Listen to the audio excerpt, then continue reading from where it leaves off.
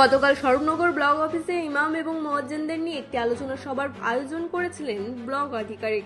সেখানে ইমাম মুয়াজ্জিন ছাড়া উপস্থিত ছিল পুলিশ আধিকারিক এবং বিভিন্ন রাজনৈতিক ব্যক্তিত্ব।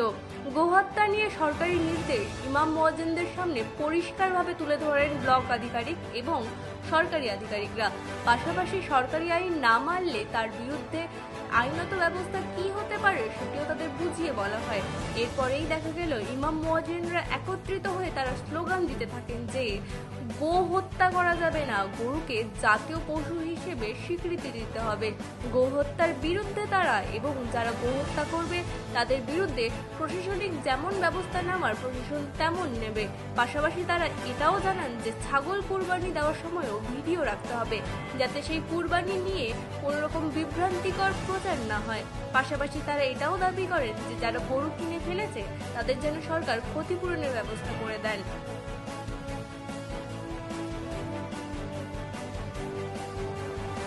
অতএব আমাদের একটাই দাবি, গো হত্যা চলছে না, চলবে না।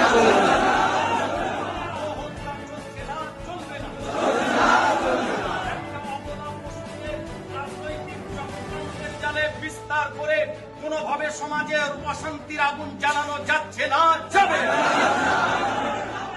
কেন্দ্র করে রাজনৈতিক চক্রান্তের শিকারে পরিণত করে অশান্তির আগুন জ্বালানো যাচ্ছে না, যাবে না।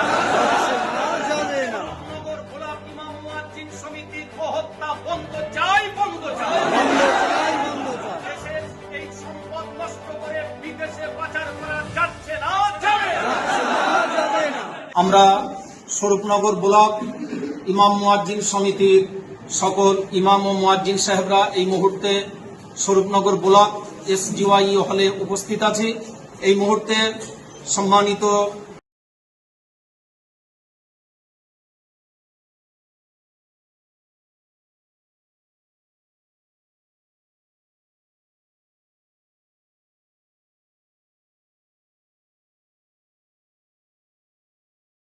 বিডিও মহাশয়ের ডাকে আমাদের মিটিং সম্পন্ন হয়েছে, যেখানে সভাপতি ম্যাডাম ছিলেন, মাননীয় ওসি স্বরূপনগর থানা তিনি ছিলেন।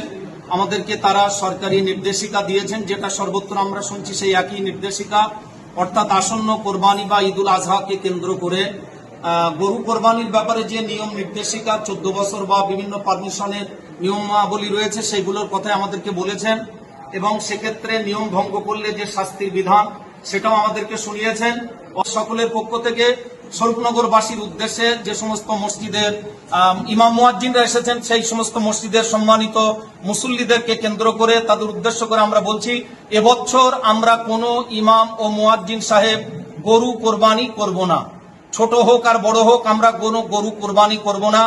আমরা বিডিও সাহেব, ওসি সাহেবের সামনে, সভাপতি ম্যাডামের সামনে আমরা ঘোষণা দিয়েছি, যেহেতু এবছর আর কোনো সম্ভাবনা নেই, এখনো আশার আলো আমরা দেখতে পাইনি, অতএব আমরা এবছরের জন্য গরু কোরবানি বয়কট করছি। সরকারের যে আইন সেই আইনের মান্যতা দিয়ে আমরা সবাই ঘোষণা করছি আমরা গরু কোরবানি করব না। আমরাও একই দাবি তুলছি, গো হত্যা বন্ধ চাই, গো হত্যা বন্ধ করো, এবং দেশের সম্পদ গরুকে নষ্ট করে জবাহ করে কোনোভাবেই যেন বিদেশে সেটা পাঠানো না হয়, এটাও আমাদের দাবি থাকলো।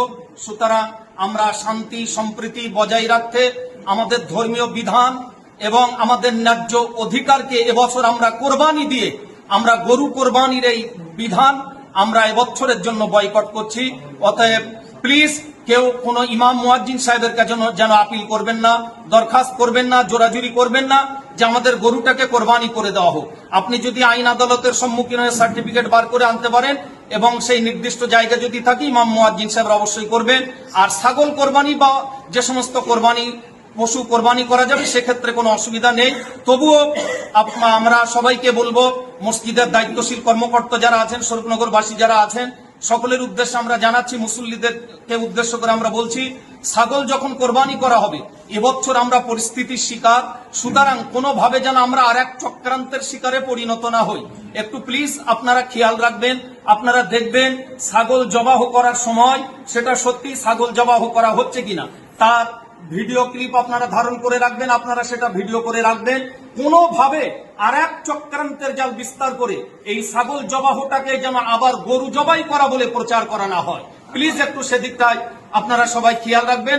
সবাই এবছর ছাগল কোরবানির দৃশ্যটা অবশ্যই আপনারা ভিডিও করে রাখবেন, এই দাবি সকলের কাছে থাকলে ইমাম মুয়াজ্জিন সাহেবরা এই ব্যাপারে সচেতন, থানার ওসি সাহেব। ब्यूरो रिपोर्ट रात दिन न्यूज नेटवर्क। पिताजी, मेरा रिपोर्ट कार्ड मैं फिर से फेल हो गया।